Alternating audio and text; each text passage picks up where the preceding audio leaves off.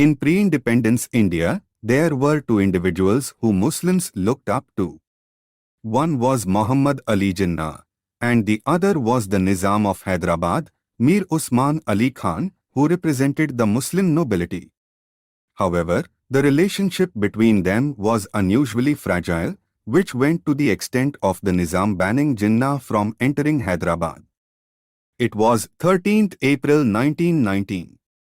Jinnah, who hasn't yet evolved into a prominent leader of Muslims, visited Hyderabad on a 3-day tour for the first time.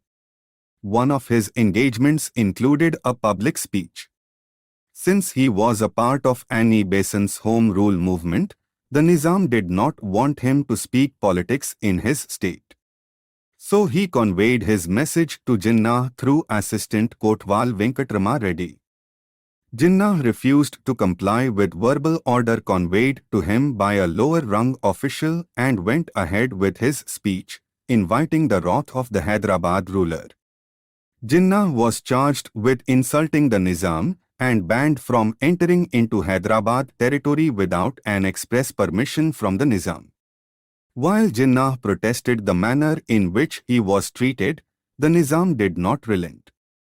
In 1930, the ban on Jinnah was revoked and he visited Hyderabad in 1937, 1941 and 1946.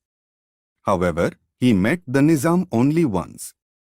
That was in July 1946, but it turned out to be quite explosive.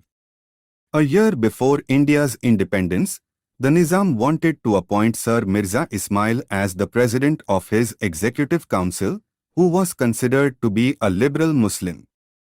The Muslim Leaguers did not like it, and Jinnah wrote to the Nizam urging him against such an appointment.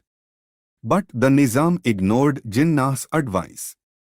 As the last step, Jinnah took a bold step to dissuade the Nizam by personally meeting him in Hyderabad.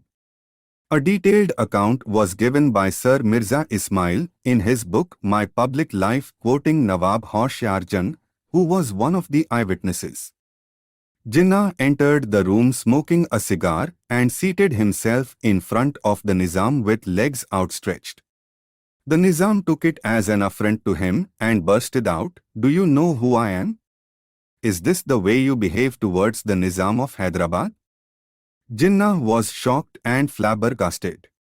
He withdrew his legs, threw away his cigar and apologized. But the Nizam did not let Jinnah speak and continued his train of angry questions. "What do you want? What do you want to tell me?"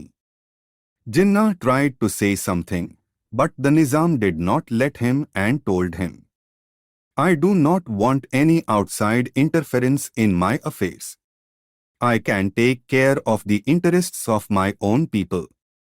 I do not wish to discuss this matter with you." In between the explosions, Jinnah somehow managed to play his last card by warning the Nizam that the Muslim League would never extend any support to Hyderabad, either in his internal affairs or in the Constituent Assembly, if his advice was disregarded. But Jinnah's warning only made matters worse. "What do I care? You were never helpful. I am not going to ask for your help." Jinnah then tried to say something about constitutional reforms. But the Nizam cut him short.